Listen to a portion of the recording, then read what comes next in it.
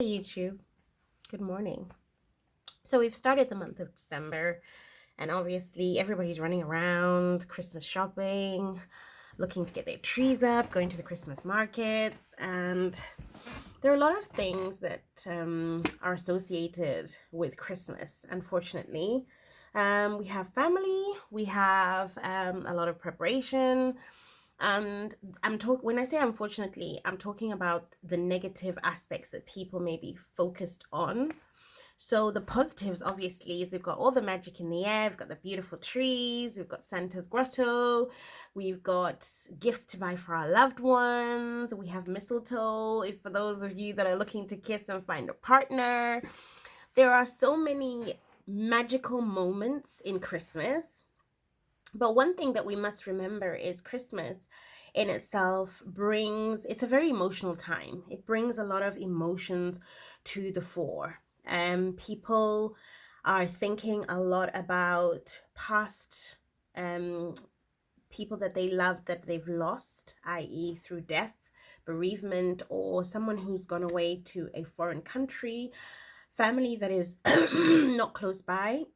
A lot of people may also be thinking about past loves that they had, relationships that didn't work out for whatever reasons or the other. And it generally brings up a lot of vulnerability at this time because nobody wants to spend such a magical time on their own, and certainly not in this cold weather as well. When you want to be surrounded by your loved ones and the people that matter and mean something to you. And so as we progress into this month of December, I want you to go back to the things that we have discussed previously with regards to focusing on growth and progress within ourselves. So, with growth and progress, sometimes in order for us to grow, we need to reach a level of maturity where we can sit and say to ourselves, look, the circumstances are not great. They're not the way that I would love for them to be currently. And that might be in the sense that things may not be great financially, may not be great with relationships, but in so identifying the things that are not right with your life at this particular time, that is signifies growth because you are taking on the responsibility of the aspects that you're not happy with and that you need to deal with, that you sort of like, grapple down and identify and tackle. And when we go into the aspects of growing, you know, instead of being fixated on past failures and past setbacks, we need to shift our mindsets into looking forward, looking towards progress. We're starting a new year in less than 28 days. I think what's the date today? The 4th. So we're starting a new year in less than 26 days.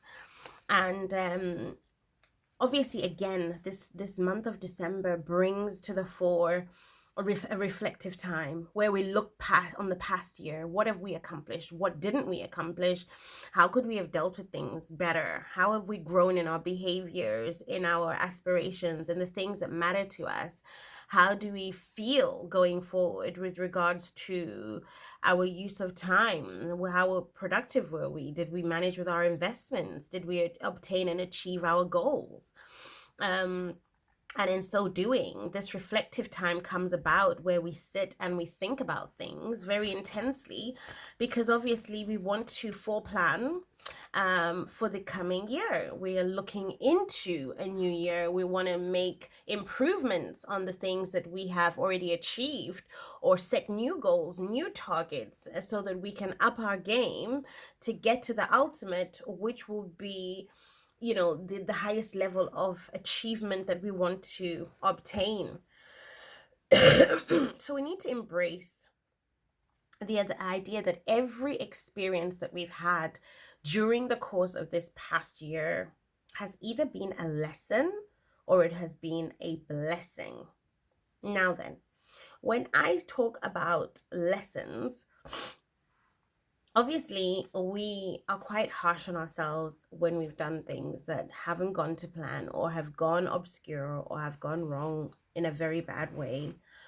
And even within that, there is still some good aspect. And the good aspect of the negative incident or the negative occurrence is that you have learned that that is not the way in which we would like to see the outcome of that particular situation. And I think that the only way we can grow from that, the only way it could be a blessing, is to identify, number one. Number two, take responsibility for the part in which you played.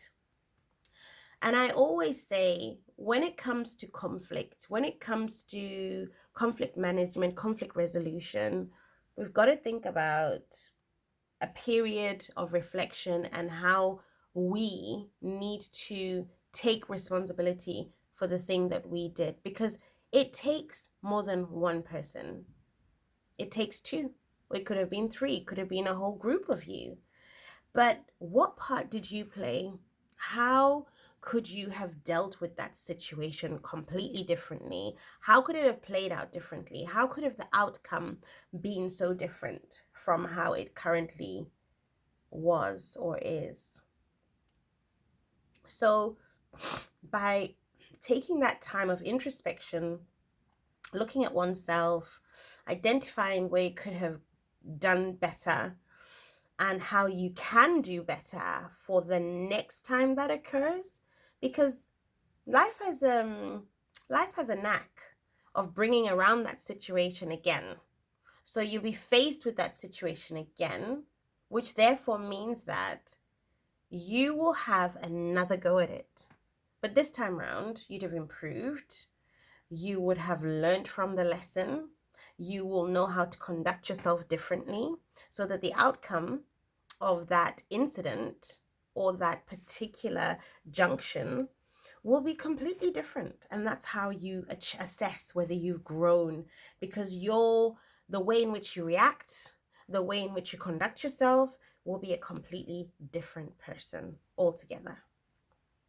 So I feel and I know that whether it's positive or negative, we have to hold our lessons as being valuable to us, because that contributes to our personal development.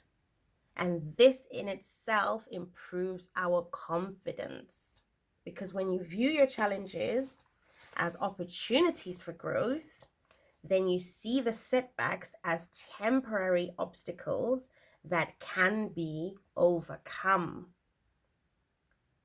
So I'll say that again. What holds value is when you achieve the lesson. And when you achieve the lesson, this contributes to your personal growth and development. In so doing, you then view your challenges as opportunities to grow, and you see your setbacks as temporary obstacles that can be overcome.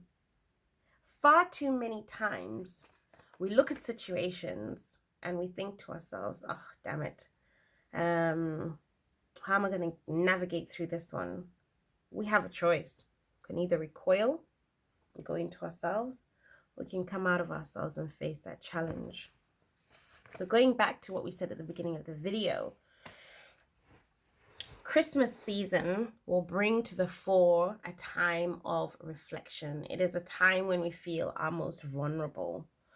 We feel vulnerable because we are faced with multiple emotions. The emotions of gathering with family that we may not have seen for a duration of even 12 months or even years. We have the emotions of going to work and assessing our time that we need to take off for the period of the season.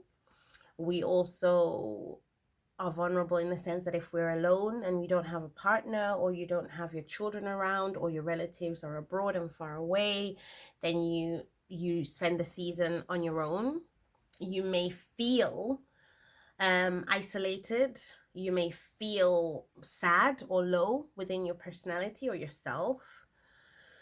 You also feel cold. The weather isn't great here in the UK, but you do tend to feel colder because there isn't that person to hug you and hold you and be there for you through the winter nights. But aside from that, what I'm trying to get at here, guys, is within the Confidence Mastery, we do talk and focus on personal development and personal growth, and having the maturity to get through difficult times and difficult situations. What I wouldn't want for you guys to do over this Christmas period is to end up in fights and arguments and to have conflict. I would love for you to view this season and this time as not only a time for introspection, but a time to be happy, to truly be happy within yourself, to truly be grateful for the significance of what Christmas represents, the birth of our Christ, and also the celebration of the salvation that the Savior brings. And so let's confidently step into this month of December, giving ourselves the time to have the time for introspection, to have a look at how the year past has gone by, how we've achieved our goals, how we can look at the lessons that we've learned, how we can look at how we can make ourselves better and more mature and progress ourselves further within our series of confidence building, and how we can goal set for the coming year of 2024 so that it can be an amazing year and that we can supersede the goals that we already set for ourselves in 2023 and make it just as memorable, if not better.